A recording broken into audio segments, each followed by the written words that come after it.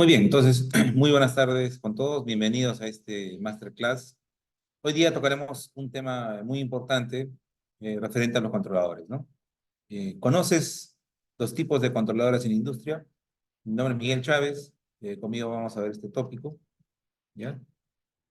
Sobre los controladores en la industria, ¿ya? Muy bien. Antes de hablar sobre los controladores, ¿no? Industriales, vamos a hablar un poco, una pequeña reseña histórica de la automatización, ¿no? La automatización inicia, ¿no? Con la tercera revolución industrial, ¿no? La primera revolución industrial es a través de las máquinas de vapor, ¿ya? Comenzó en los años 1780. La segunda revolución industrial gracias a las máquinas eléctricas, ¿no? 1870.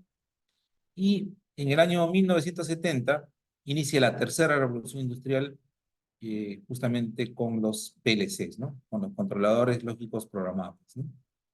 Y actualmente ya nos encontramos en la cuarta revolución industrial. Bien, ¿por qué es importante la tercera revolución industrial para la automatización? Pues es una era que inició en el año 70 y aquí tenemos una foto histórica del que digamos es conocido como el padre del PLC, ¿no? O sea, hoy día nuestro tema es hablar sobre controladores, ¿no? Industriales, y obviamente el mejor representante de un controlador en la industria es el PLC, ¿ya? Y aquí tenemos una fotografía histórica, eh, donde hemos podido tener al señor Richard Morley, que es el padre del PLC, en el año 2001, estuvo presente aquí en TechSoup, cuando teníamos los simposios internacionales, ¿no? Y el PLC como controlador, ¿no? Es uno de los, está situado entre los mejores inventos industriales más importantes de esta era, ¿no? Bien, una foto con los alumnos de ese entonces, de la promoción en 2001, ¿ya? Y aquí tenemos una foto también, ¿no?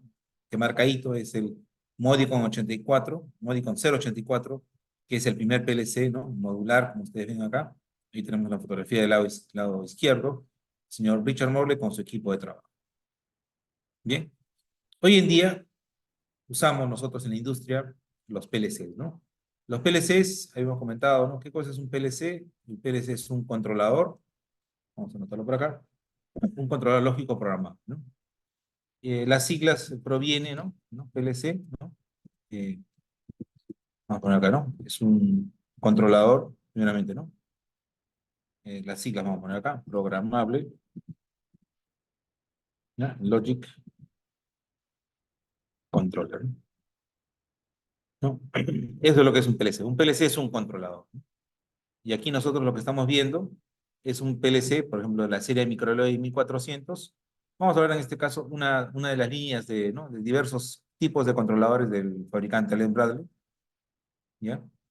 Pero también, obviamente, durante nuestro curso que dictamos y en la industria, también, obviamente, hay otros fabricantes, ¿no? Pero este es uno de los más representativos. El Microalloy 1400 es un PLC, y una de las fortalezas que tiene este PLC es los protocolos de comunicación que maneja, ¿no?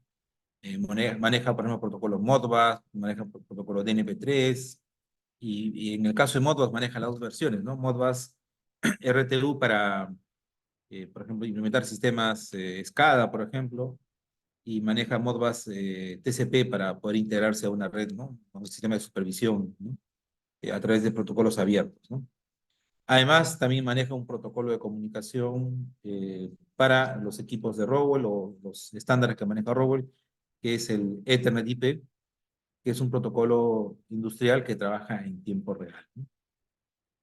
Dentro de sus capacidades, ¿no? De memoria, por ejemplo, eh, típicamente la memoria de usuarios es de solamente 10 kilobytes, pero es más que suficiente para poder hacer algunas aplicaciones, ¿no? Incluso también puede hacer este controlador, no solamente puede hacer control discreto, también puede hacer control continuo, ¿no? O sea, control de nivel, control de temperatura, ¿no?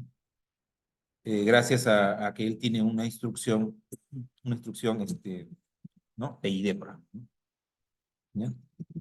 Bien, ¿qué características tienen estos controladores que son compactos, que viene incluido con fuente de alimentación? O sea, es todo un paquete, ¿no? Ya no necesitamos comprar nada más.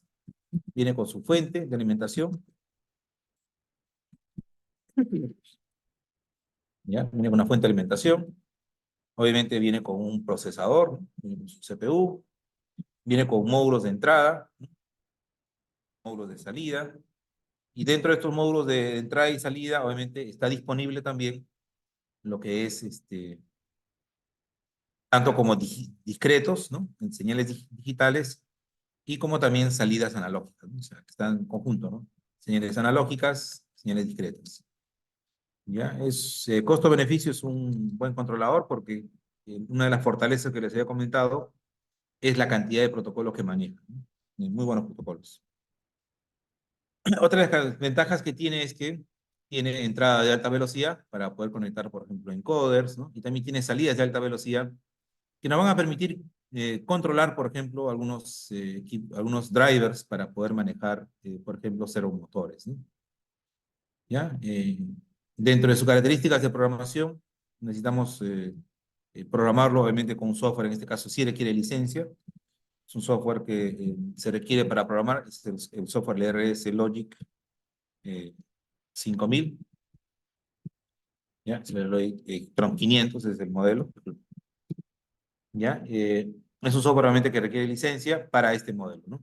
¿Ya? Para unos modelos anteriores se puede utilizar una versión libre, ¿no? Por ejemplo, para el modelo más pequeño, que es el Microalloy 1100, hay una versión libre de software que no requiere licencia, en el cual se puede trabajar, ¿no?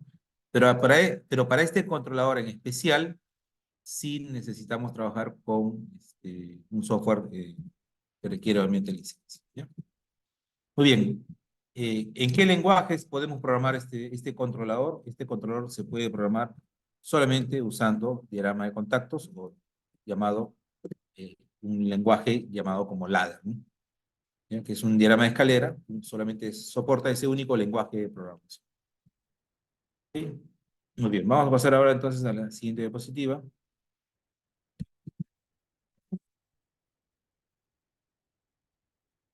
Vamos a compartir.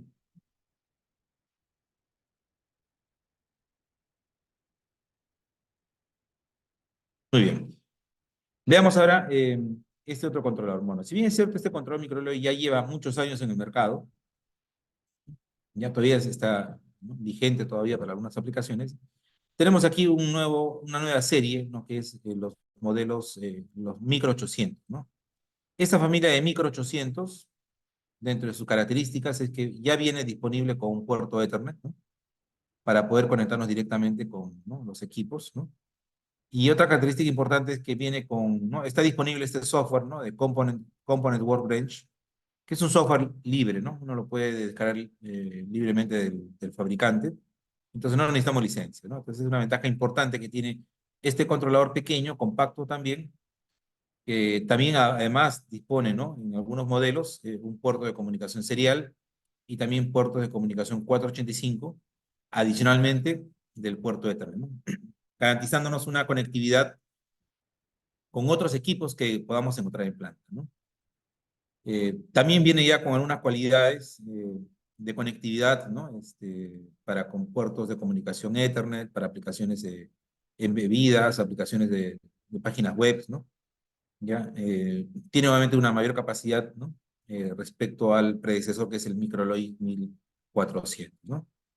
Dentro de las ventajas que tiene es que disponen de muchos módulos de expansión, tanto para entradas digitales, salidas digitales, ¿no?, y también obviamente para señales analógicas, eh, y obviamente los costos también significativamente son, ¿no?, interesantes, ¿no?, de bajo costo, y sobre todo por el tema de la licencia de software que no se requiere, ¿no? ¿Ya? Aquí podemos programar en lenguaje ladder y también en bloque de función, ¿no? Bien, luego vamos ya a un otro nivel, ¿no?, de controladores, que son los procesadores Compact Logic, ¿no? Estos controladores ya son obviamente mucho más avanzados, tienen mayor capacidad de procesamiento. En este modelo viene con dos puertos, ¿no? Viene con un puerto Ethernet convencional y viene también con un puerto, ¿no?, específicamente puerto Ethernet IP, que es un protocolo que hemos comentado. Es un protocolo para hacer control, ¿no?, entre los equipos usando este medio físico. Y esta red, obviamente, sí trabaja también en tiempo real, ¿no? La capacidad de memoria es variable, pero en promedio, ¿no? Como vemos acá, 750 kilobytes de memoria. También dispone un puerto, ¿no? Ya USB, ¿no? O sea, eso también es una nueva novedad, ¿no? Tradicionalmente los controladores no venían con puertos USB, ahora sí está disponible, ¿no? O sea, antes solamente estaban disponibles los puertos RS232, RS puerto 485, ¿no? Y ahora dispone ya con un puerto, ¿no? USB para que nosotros podamos descargar los programas directamente. Adicionalmente, en estos modelos, todo viene integrado, ¿no? Viene el procesador, puertos de comunicación y viene con módulos de entrada y de salida, ¿no? Hay módulos que vienen, por ejemplo, con 16 entradas digitales, 16 salidas digitales, ¿no? 4 entradas analógicas universales, ¿no? Que son configurables y con 2 salidas analógicas, ¿no? Que también puede ser configurado como voltaje o como corriente, ¿no? Dispone también de contadores de alta velocidad para poder conectar, por ejemplo, encoders, ¿no? Si queremos hacer, por ejemplo, control de posición o control, ¿no? De movimiento, ¿no? Para algunas aplicaciones de este tipo, ¿no? Eh, el software que se requiere para poder programar es bueno, tradicionalmente antes se llamaba, ¿no? El RS Logic 5000, ¿no? Solamente que hoy día ya cambió de nombre y se llama el R Logic Studio, ¿no? Hoy en día, ¿no? Se habla como el, el, el software sería el R Logic Studio, ¿no? Muy bien, entonces, esta es una característica importante de estos equipos, ¿no? ¿Ya? Y aquí ya podemos variar, ¿no? La cantidad de lenguajes de programación. Al ser ya estar en otro nivel, ¿no? De controladores, ¿no? Ya podríamos decir que ya no es considerado un PLC, sino ahora se considera que esto es un equipo, como vemos acá, ¿no? Es considerado como un controlador, ¿no? Eh, programable, ¿no? De automatización, ¿no? Entonces, a partir de esta categoría, los control logik, los sistemas de control logik, que también son equipos muy usados en la industria, y obviamente ya tiene estos equipos tienen otras prestaciones, ¿no? Como por ejemplo multitarea, podemos poner 2 procesadores, ¿no? Para hacer realmente redundancia, y estos equipos nos ofrecen mejores características, ¿no? ¿Y qué significa las siglas PAC? Vamos a ponerlo acá. La letra P sigue enfocándose que es un equipo programable, ¿no? ¿Ya? Es un equipo programable. ¿Ok? La letra C viene ¿no? Del controlador, ¿no? Controller. ¿Ya? Y lo que cambia aquí ya no es logic, sino la letra A viene de automatización, en este caso automation, ¿no? Automation. Entonces, eso es lo que es ahora un PAC, ¿no? Un equipo, un controlador PAC es un equipo, es un controlador programable de automatización que tienen más funciones, tienen funciones mucho más específicas, y obviamente tiene mayor performance que un PLC convencional. Los lenguajes de programación obviamente ya son diversos, no solamente se puede programar en ladder, sino también además se puede programar bloques de función, se puede programar en graphics, y se puede programar en texto estructurado, ¿no? Entonces, esos lenguajes de programación nos van a permitir poder hacer mejores programas, ¿no? Mejores aplicaciones, mucho más simplificadas y obviamente donde podemos aprovechar con mayor detalle estos recursos.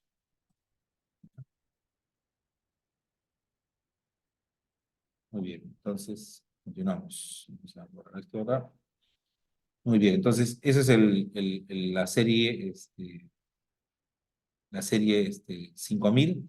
Otra de las características importantes es que todo esto viene montado sobre un chasis, ¿no? Especial que tiene electrónica integrada, ¿no? Que detecta qué módulos se están instalando, ¿ya? Y obviamente este es ya un PLC modular, ¿no? Y acá podemos citar de que el primer módulo que estamos observando es la fuente de alimentación, ¿ya? El siguiente módulo que podemos observar es el procesador, este es el CPU, ¿no? ¿Ya? Y como les comenté, es posible tener varios procesadores, ¿no? Como vemos acá en la fotografía, miren, acá tenemos, ¿no? Este por si acaso es el slot 0, ¿no? Este es el slot 0.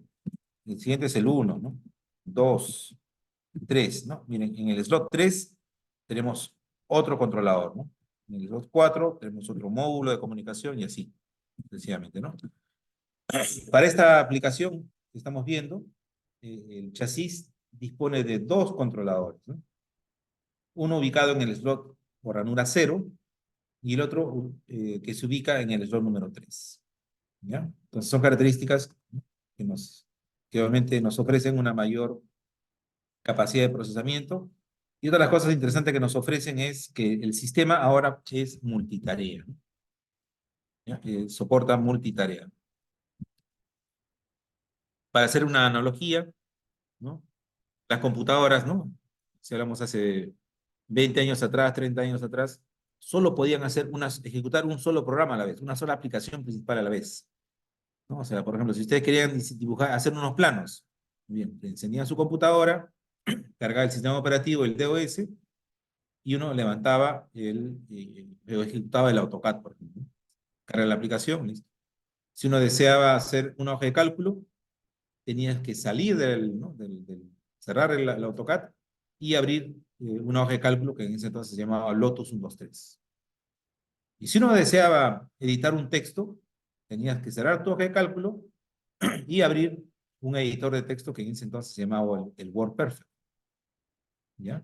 Entonces, ese tipo de arquitectura es justamente los PLCs tradicionales, ¿no? El PLC tradicional que hemos visto, ¿no? Anteriormente son de esa característica, ¿no? Entonces, si regresamos un poquito acá, este PLC, ¿no? Microalloy es monotarea. Solo puede hacer una tarea a la vez, ¿no? Maneja subrutinas, o sea, tiene la capacidad de manejar una serie de subrutinas, pero soporta, ¿no? Puede llamar a varias subrutinas, ¿no? Y de una subrutina puede llamar a otra subrutina, pero lo que sí no podemos hacer es que el controlador pueda hacer varias tareas a la vez en simultáneo, ¿ya? Entonces es como un sistema monotarea, ¿no? Hoy en día nuestras computadoras tienen la capacidad de hacer muchas cosas a la vez, ¿no? Por ejemplo, en este momento posiblemente ustedes estén viendo la aplicación de Zoom y tienen otras aplicaciones corriendo dentro de su computadora, ¿no? Entonces la computadora está haciendo varias tareas a la vez, ¿no? Entonces eso, para poder aprovechar esos recursos y ese sistema, se requiere que el sistema operativo y se tengan instrucciones para poder justamente manejar lo que es los sistemas de multitarea, ¿no? Poder hacer varias tareas en simultáneo. Y acá también soporta, como verán, tiene la capacidad de poner varios procesadores, ¿no? ¿Con qué finalidad pondríamos más de un procesador? ¿Qué ganamos colocar dos procesadores? ¿No? ¿Qué creen que sea la utilidad de tener no un procesador, sino tener dos procesadores? ¿Qué podemos ganar con dos procesadores? ¿No? A ver si alguien nos puede poner un comentario, no sé si están bien abiertos los comentarios. Sí, profesor, justo también estamos transmitiendo por Facebook y una de de las respuestas es porque si falla uno, tenemos el otro como alternativa y también nos dicen que puede ser para poder agilizar más el proceso. Muy bien, perfecto. En automatización, el tener, muy bien, muchas gracias por el alcance, Luis. El tener dos procesadores es justamente para implementar un sistema redundante, ¿no? Si por alguna razón el controlador principal cae, tenemos otro de respaldo, ¿no? Entonces el sistema continúa trabajando, ¿no? En sistemas informáticos, cuando se tiene mayor cantidad de procesadores, es para que una tarea se pueda ejecutar a mayor velocidad, ¿no? En cambio acá el concepto es redundancia para tener una alta disponibilidad. Eso significa que mientras un procesador está trabajando, el otro no significa que está apagado, está encendido, está activo, pero simplemente está sincronizado con el otro, ¿no? Está en stand-by, está, digamos, está en modo de ahorro de energía, ¿ok? Y cuando hay una falla en el procesador, inmediatamente el otro entra a trabajar, ¿no? Y se queda y continúa donde el otro controlador se quedó. Entonces, esto nos garantiza de que nuestro sistema de control sea mucho más confiable, mucho más seguro. Y hay plantas que pues es crítico que una planta pueda parar, ¿no? Entonces, la idea es que la planta no pare, ¿no? Muy bien. Otra de las características de estos sistemas es que en los equipos tradicionales antiguos, aquí por ejemplo, ¿no? Uno cuando hace un programa, hace un comentario, hace la documentación, toda esa información que ponemos de comentarios, lista de símbolos, identificación de entradas, identificación de salidas, no se almacena en el controlador, ¿no? Debido a que la memoria, miren, la memoria es limitada, ¿no? Tenemos 10 kilobytes de memoria, 15 kilobytes, ¿no? 64 kilobytes. Está destinado solamente para almacenar el programa. Entonces, si ustedes, por ejemplo, hacen una copia de seguridad, hacen una copia de respaldo de estos PLCs, ¿no? Y no solamente de este fabricante, podemos citar, por ejemplo, otros equivalentes, como por ejemplo los S7300, S7200 de la empresa Siemens, por ejemplo. Cuando uno hace un backup, uno recupera el programa, el código, pero lo que no podemos recuperar son los comentarios ni la lista de símbolos, ¿no? Eso se queda en el proyecto donde fue creado y editado, ¿no? ¿Ok? Entonces, es importante tenerlo presente. En cambio, en estos controladores, ¿no? Y en el, ¿no? Desde el Compact Logic, ¿no? Aquí el Control Logic, toda la documentación que se guarda, comentarios, lista, ¿no? de variables, los tags y las variables, esa información se queda grabada en el controlador, ¿no? Entonces, ustedes ingresan después con otro computador y hacen una copia de respaldo, en línea ustedes van a tener toda la información de comentarios, información de lista de variables, ¿no? Para poder hacer un, ¿no? un levantamiento, una falla, ¿no? Ver por qué falló la máquina. Hacer un seguimiento del programa es mucho más fácil, ¿ya? Entonces, son estas tecnologías que nos permiten ya, ¿no? Y por eso justamente dejaron de ser, ¿no? Pasaron de ser un PLC convencional a un controlador de automatización, que es programado. Obviamente, esto involucra que tengamos mayores recursos de hardware, por ende, estos controladores obviamente tienen un costo significativamente mayor, ¿no? Pero lo vamos a aplicar en procesos donde obviamente se requiera, ¿no?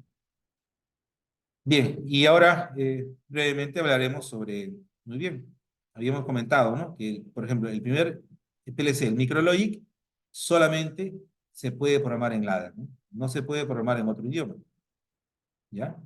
En cambio, el último, este de acá, el Control Logic, ¿no? Y también el Compact Logic, puede ser programado en todos estos idiomas, ¿no? En el ladder, que es un lenguaje de escalera, puede ser programado en Sequential Function Chart, que es un lenguaje secuencial, ¿no? Es una cartilla secuencial de funciones, más conocido como GraphSet, ¿no? Entonces, si tenemos procesos que son secuenciales, ¿ok? Nos conviene entonces usar esta herramienta para poder entender y hacer un programa mucho más sencillo y mucho más ordenado, ¿no? Luego tenemos otro lenguaje que esté estructurado, ¿no? Que de alguna manera nos va a permitir también programar, ¿no? El controlador usando comandos similares al lenguaje C, similares a Pascal, ¿no? O incluso similar codificación que se usa, por ejemplo, en MATLAB, ¿ya?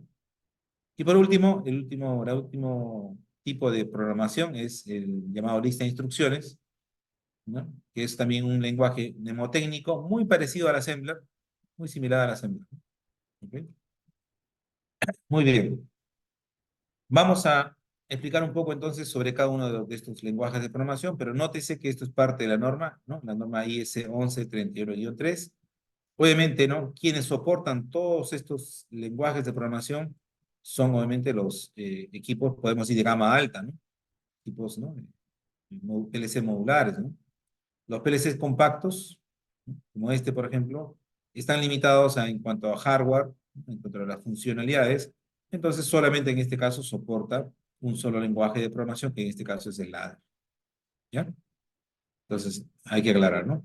Entonces, vamos a hablar sobre el lenguaje ladder, ¿no?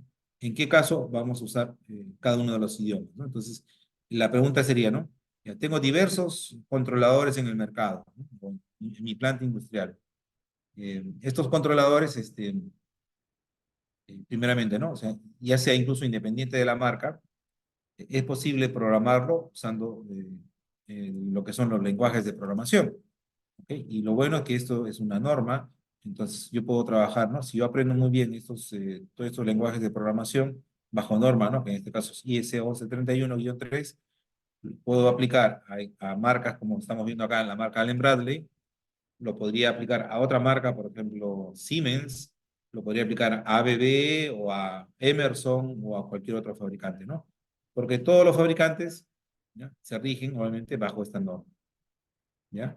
Ahora, el detalle, ya muy bien. ¿Qué hacemos con tanta disponibilidad de lenguajes de programación? Bueno, cada lenguaje de programación tiene su particularidad, ¿no? ¿No?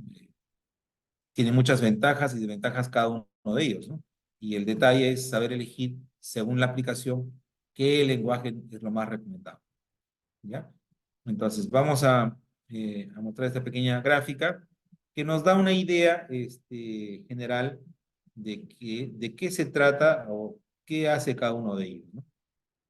Bueno, el ladder, ¿no? Es un lenguaje de escalera que básicamente se utiliza, ¿no? Para representar circuitos lógicos eléctricos, ¿no? O sea, si yo tengo, o la planta industrial donde tengo, tienen implementado una lógica eléctrica y eso deseamos pasarlo al PLC, pues nos conviene el lenguaje ladder porque es una simple copia, una simple transcripción del diagrama eléctrico pasado al controlador, al PLC. ¿Ya? Entonces, la lógica ladder se utiliza cuando partimos de una lógica eléctrica, ¿no? Cuando partimos de los circuitos eléctricos convencionales que podamos encontrar en el mercado. ¿Ok?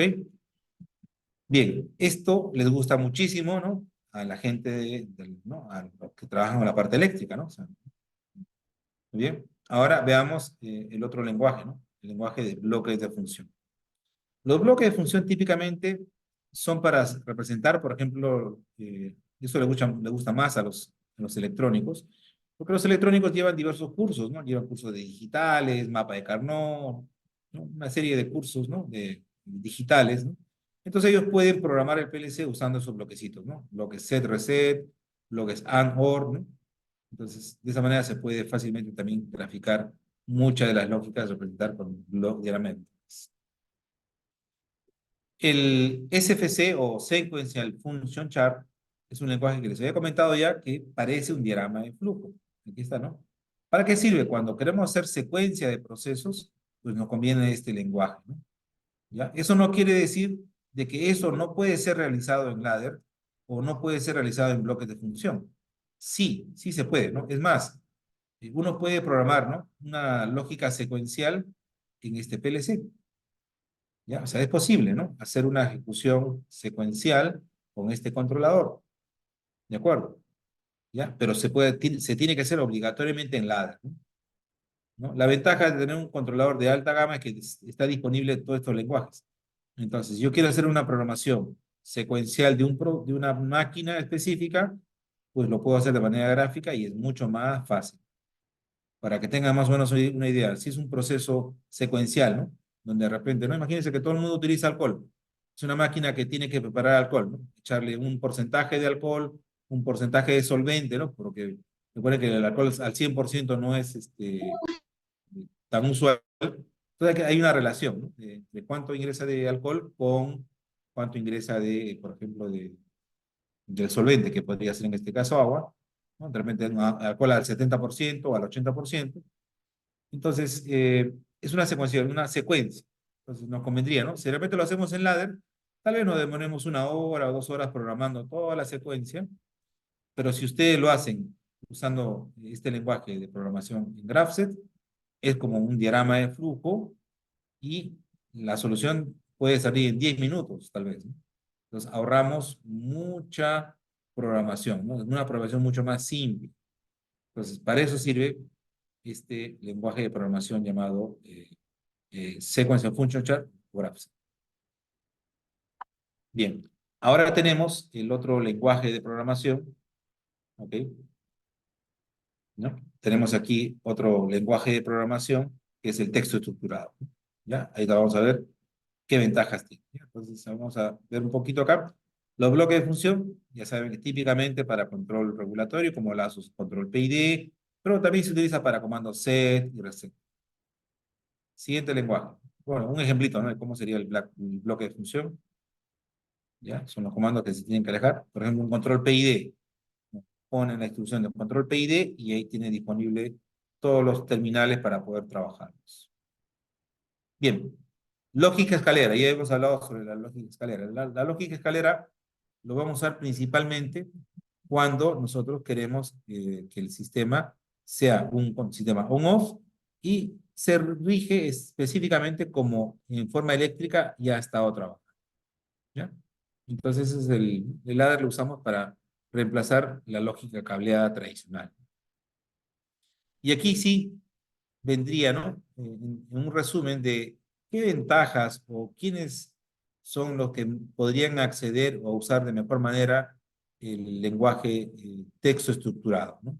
Es un lenguaje muy potente porque nos van a permitir programar cosas mucho más elaboradas y complejas, ¿no? Por ejemplo, lo tradicional en un controlador es colocar, por ejemplo, un control PID, ¿no? De repente es colocar un control on-off, ¿ya? De repente es posible hacer un control cascada, de repente, ¿no?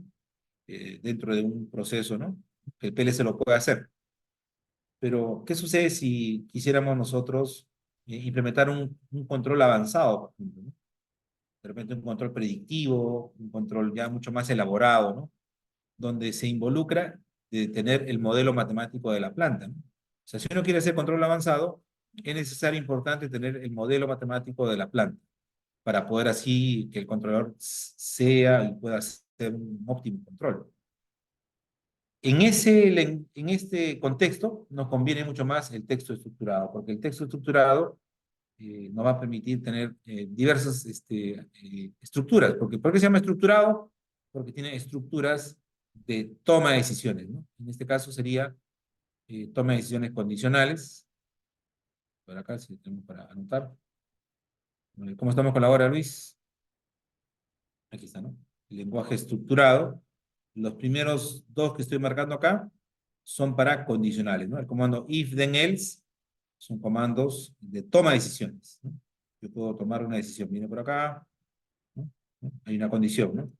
Si es verdad, hace algo, y si es falso, hace otra cosa, es un condicional, ¿no? Va a tomar decisiones, ¿no? Esto es mucho más fácil programarlo si usamos texto estructurado, ¿ok? Entonces, para eso sirve este lenguaje de programación. Obviamente, para poder hacer uso de esto, es conveniente tener previamente algún curso previo, ¿no? De algún curso de programación que haya llevado en los estudios de pregrado, en los estudios ¿no? de formación. Entonces acá nos dice, ¿no? ¿Quiénes están, digamos, beneficiados en este uso? Dice, personal que ha sido entrenado en lenguajes de programación, fácilmente pueden hacer estrategias de control o programar lógicas de control. ¿Ya? Entonces, es importante, sí, entonces para texto estructurado, saber un poco de programación. ¿Ya? A nivel de usuarios del día a día, podemos comentar a hacer macros, por ejemplo, en Excel, ¿no? Aprender a hacer macros en Excel. ¿Ya? Esa misma lógica la podemos aplicar nosotros en los controladores, ¿no? Bien, otro lenguaje o otro comando o otra estructura que nos permite manejar el texto estructurado es el comando for, next, while y repeat. ¿Ya? Que con estos comandos lo que vamos a poder hacer son básicamente bucles, ¿no? En español sería poder hacer bucles o lazos, ¿no? En inglés sería loop, ¿no? ¿Cuál es la idea? De poder hacer que un proceso se repita un número de veces, ¿ya? Se ejecute varias veces, ¿no? Entonces, eso es lo que nos permite, por ejemplo, el comando for next. Y el comando while, el comando repeat, va a permitir hacer o ejecutar comandos, ¿no? De acuerdo a una condición. Vamos a borrar esto y poner un ejemplito de comando for. El comando for sí lo usamos cuando nosotros queremos, cuando nosotros queremos implementar un número de veces, ¿no? O sea, tú dices, quiero, eh, ¿no? Por ejemplo, es una línea de producción y todas las cervezas queremos agruparlas de 6 en 6. Pones CTA 6 y la máquina lo que hace es, hace un bucle de 6 veces, ¿no? Y lo vas separando de 6 en 6, ¿no? Dice, no, vamos a hacer vamos a empaquetar de 12 en 12. Cambian el preset, 12, y el sistema trabaja de dos en dos, ¿no? Entonces, eso se hace con ese tipo de estructuras. Muy bien. Vamos a ver. Listo. Entonces, eso es lo que se hace básicamente en texto estructurado, ¿no? Hacer condicionales, hacer bucles, o, ¿no? Diversos tipos de bucle, que nos van a poder ayudar a poder desarrollar y hacer cosas mucho más elaboradas, ¿no? De repente quiere hacer un control difuso, ¿no? O hacer un poco más de repente, ¿no? De control predictivo, como le decía, un control más robusto, control avanzado. Entonces, se puede todo eso codificar, ¿no? Todo eso se puede codificar. Muy bien. A ver, acá tenemos algunos que otros ejemplitos de lógica. Vamos a ver si acá tenemos. Aquí está. Este, por ejemplo, es un ejemplo muy básico, pero espero que sea ilustrativo para ustedes, donde tenemos aquí, ¿no? El comando if then, ¿no? Dicen if, ¿no? ¿Qué vas a hacer? Esta variable de Reyes es un contador que está contando, ¿no? Tiene un sensor que cuenta cuántos productos han sido rechazados, ¿no? Entonces dice, ¿no? Si la cantidad de productos rechazados es mayor a 3, entonces, ¿qué hacemos con la faja transportadora? O sea, ¿no? ¿Qué hacemos con la faja transportadora? Dice, conveyor, que es faja transportadora, va a ser igual a cero. ¿Qué sucederá si conveyor, o la variable conveyor, o la salida conveyor es igual a cero? ¿Qué sucederá, señores? ¿Se va a encender o se va a apagar? A ver si pueden poner sus comentarios por ahí.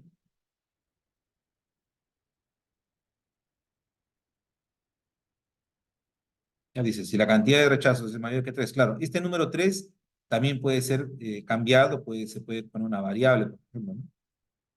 Para poder en este caso modificar, ¿no? ¿Qué va a hacer la máquina cuando suceda y alcancemos este valor, ¿no? En este caso, si la cantidad de rechazados es 4, ¿no? 4 es mayor que 3, entonces conveyor es igual a 0, entonces apaga la faja transportadora y pone alarma es igual a 1. Entonces se prende la lamparita indicando que hay una alarma en el sistema, ¿ya? Muy bien.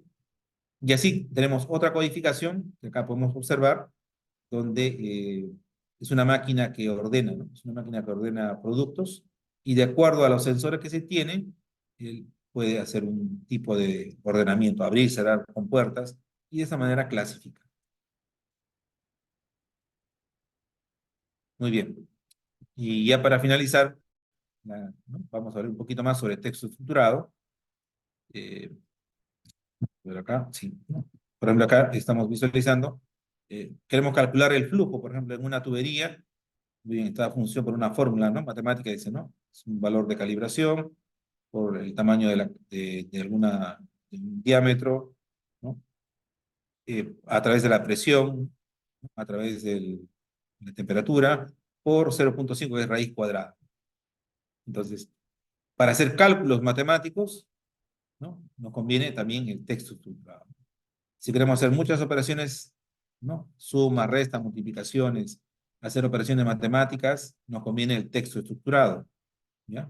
Se puede hacer también en ladder, sí, pero es mucho más tedioso y mucho más directo en texto estructurado. Entonces, el texto estructurado es una herramienta poderosísima, realmente se pueden hacer cosas increíbles en cuanto a programación. Entonces, acá está, ¿no?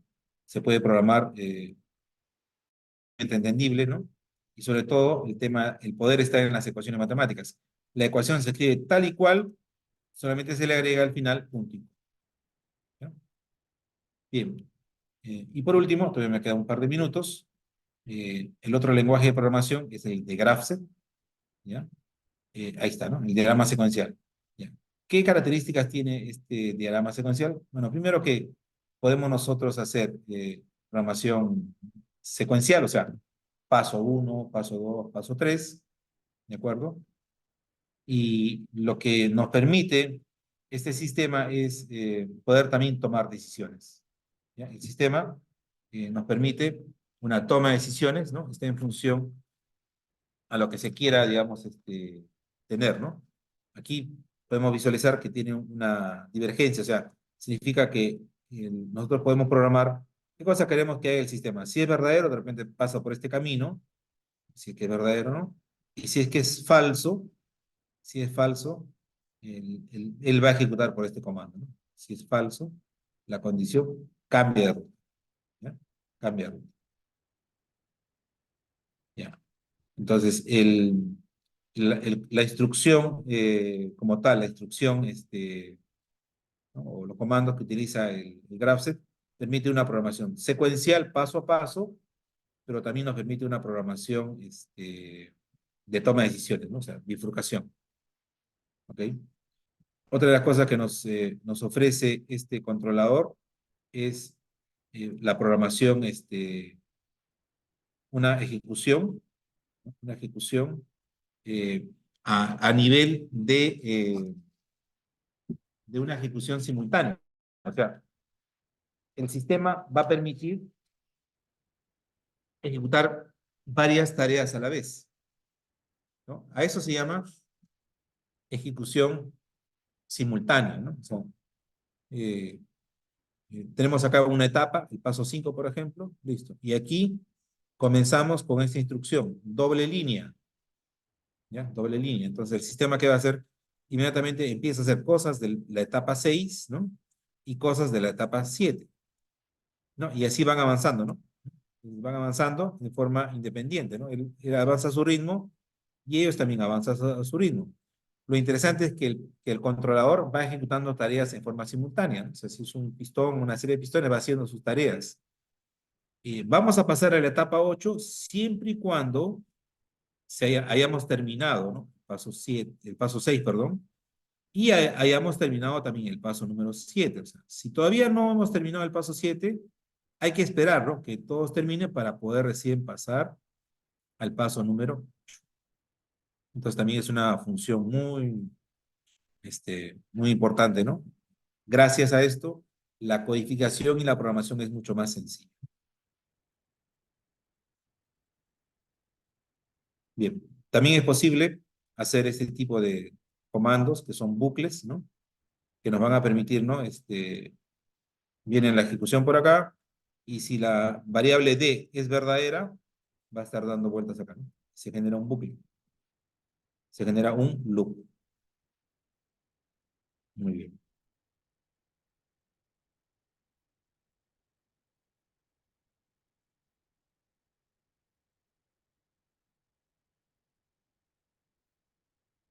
listo. Muy bien, entonces eso sería esta presentación. Hemos querido hablar un poco sobre los diversos controladores que hay en el mercado y sobre todo, ¿no? Queríamos cerrar pues como algo de anecdótico que nosotros pudimos tener aquí en TechSoup al señor Richard Morley, que es uno de los grandes visionarios en temas de diseño de controladores, ¿no? Realmente él fue el que creó el primer PLC, ¿no? Bueno, él y su equipo de trabajo crearon el primer controlador y esto permitió hasta hoy en día, ¿no? Que esta tecnología ha ido año tras año evolucionando, ha ido mejorando, pues esta tecnología nos ha permitido automatizar, ¿no? Y diversas plantas, ¿no? Y eso es lo que se utiliza hoy en día en la industria, ¿no? En todo los tipos de industria, minería, industria de alimentos. Estos controladores los vamos a encontrar en todo ese tipo de sistemas de automatización. Luis, te cedo el paso.